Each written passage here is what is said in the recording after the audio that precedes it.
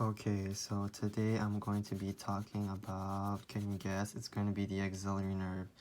The spinal segments that come from the axillary nerve are C5 and C6.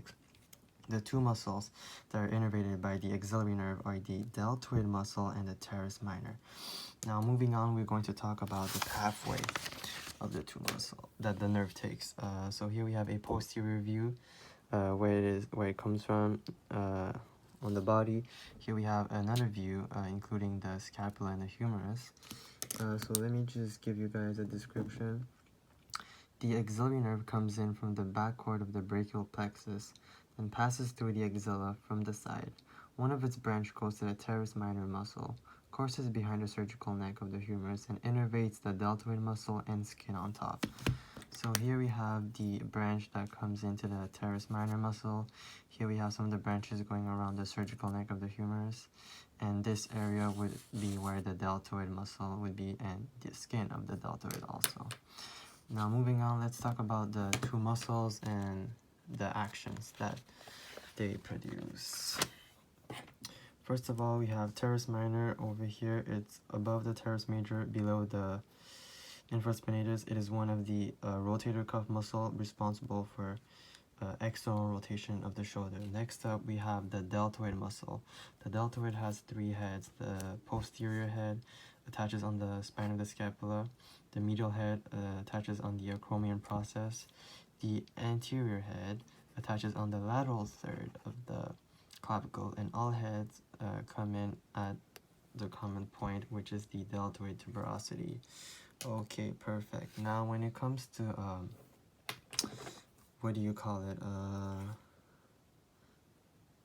a picture of an injury to that nerve. So a common picture to the injury to this nerve would be a dislocation of the shoulder. So when the head of the humerus comes out of its socket, or a fracture to the surgical neck. So that would produce the inability to externally rotate, or weakness in external rotation, and abduction of the arm. Now let's move on to how to test for an injury to the axillary nerve. So here I have my friend Rick. So first of all, the anterior head of the deltoid is responsible for arm flexion. It's also responsible for internal rotation. Now the medial head of the deltoid is responsible for abduction, so going towards the sky because you're getting abducted by aliens. The posterior head is responsible for extension of the arm, and it's also responsible for external rotation of the arm. The teres minor is also responsible for external rotation of the arm. And to test, you just do the exact same thing. So to test the anterior deltoid, you can have elbow flex to 90 degree and wrist towards the sky, and you can press down and have them resist you. You can also resist medial rotation, so the arm is going this way and you're just resisting. For external rotation, which is going to be testing the teres minor and the posterior head of the deltoid, you can resist external rotation, so the arm is trying to go this way. You can resist, perfect. Also for the posterior deltoid, you can resist extension, so you can just have their place your hand on their elbow and they're going to move into extension. You're just going to resist. Okay, perfect. Any kind of weakness in one arm more than the other would indicate injury to that nerve. Now the area of sensation would be the skin surrounding the deltoid muscle just below the acromion. So we have the acromion over here, so just the skin surrounding the deltoid or the shoulder, that would be the area of sensation. So altered sensation, or feeling like, oh, I feel it less on this side. Okay, so you have something wrong with your axillary nerve. I hope I covered everything.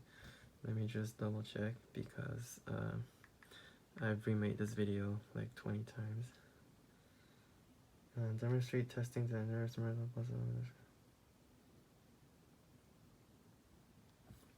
Now for creativity mark, I have come up with a mnemonic.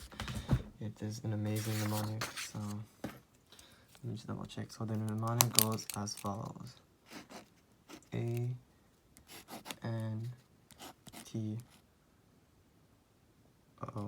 M D. Armpits need to mingle with deodorant. I think that's how you spell it. Armpits need to mingle with deodorant. So axillary nerve innervates teres minor and deltoid. Okay, so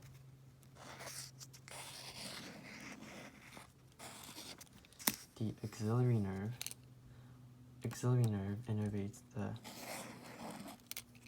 teres minor and the